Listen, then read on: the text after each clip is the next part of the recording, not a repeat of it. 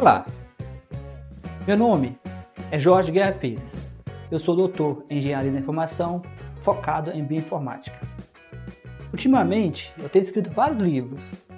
Eu decidi dedicar parte desses livros ao conceito de divulgação científica.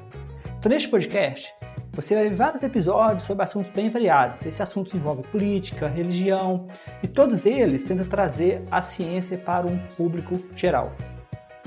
Meu desafio é transformar aquilo que é acadêmico em algo popular. Por isso, em um dos projetos relacionados, eu chamo de Ciência Popular, que é o nome do site que está conectado a esse podcast. E outros vários projetos como no YouTube.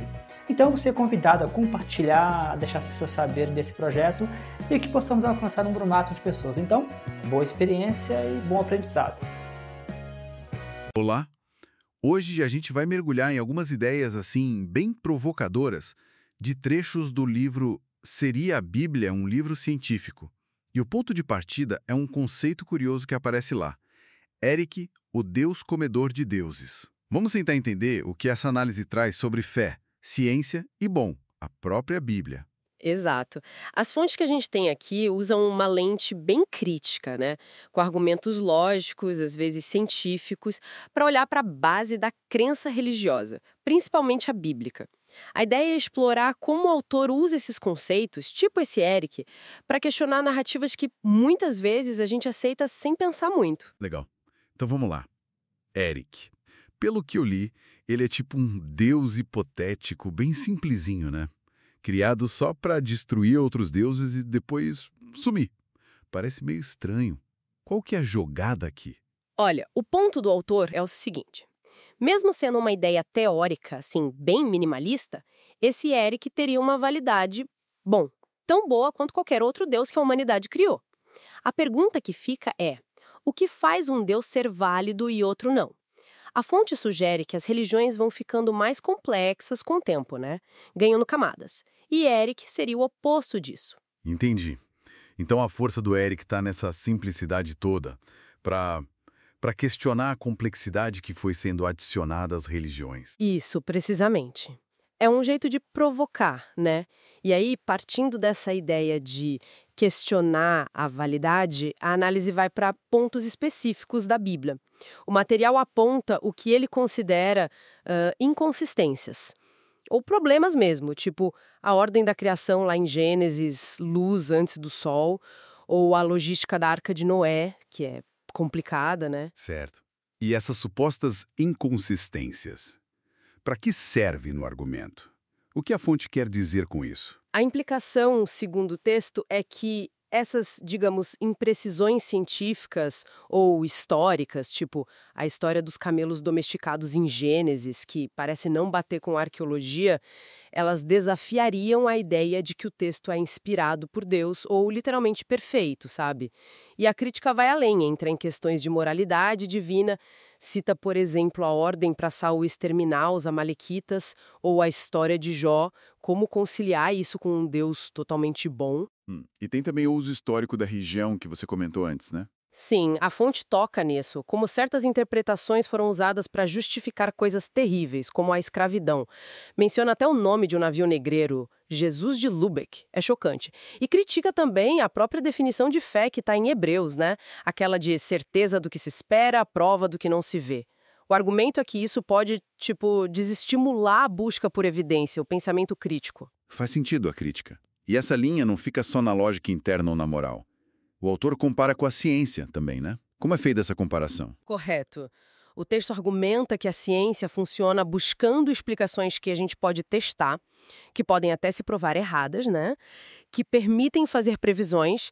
Enquanto isso, na visão do autor, as afirmações religiosas muitas vezes usam explicações que não dá para verificar. Tipo, são os planos misteriosos de Deus.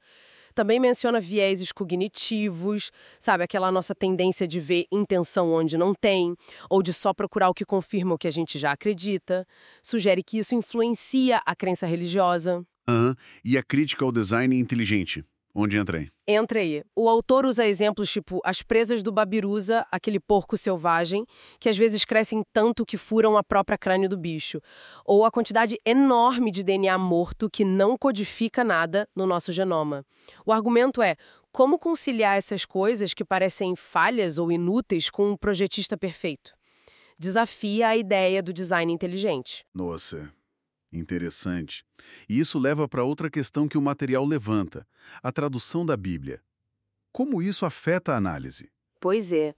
A fonte destaca que só em português tem dezenas de traduções. E traduzir nunca é neutro, né?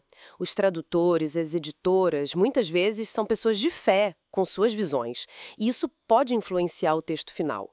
O autor cita pesquisadores como o Oswaldo Luiz Ribeiro, que falam que algumas traduções podem ter sido embelezadas, adaptadas.